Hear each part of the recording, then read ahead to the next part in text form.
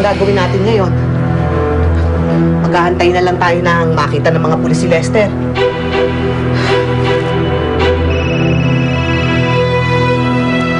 Hello? Nahihilo ka na ba sa kakahanap sa kapatid mo? Nasaan ang kapatid ko? Nasaan ang kapatid ko? Anong ginawa mo sa kapatid ko?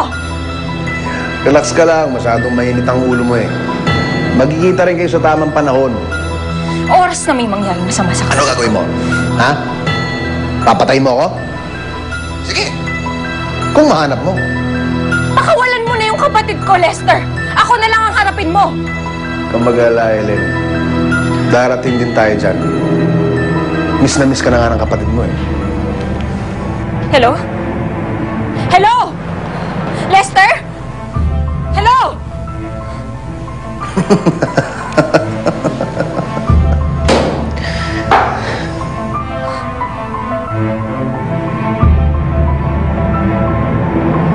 Alalang-alala na sa'yo, ate mo.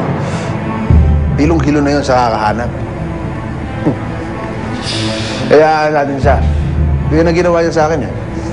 Tinaranta niya ako sa kakahanap ng matataguan natin. Babayaran mo lahat ng ginawa mo.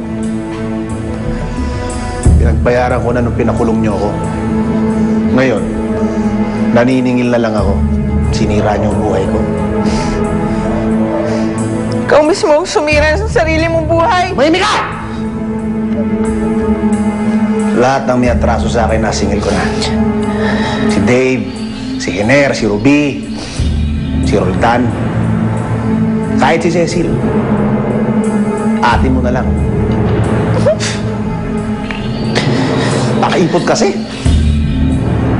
Alam mo kung dati pala bumigay na yan sa akin, hindi tayo abot sa ganito eh. Siguro ngayon, happy family na tayo. Nababaliw ka na, Lester. Nababaliw ka na! Oo, baliw ako. Ha? Baliw ako! Ano gagawin mo? Ha? Ano?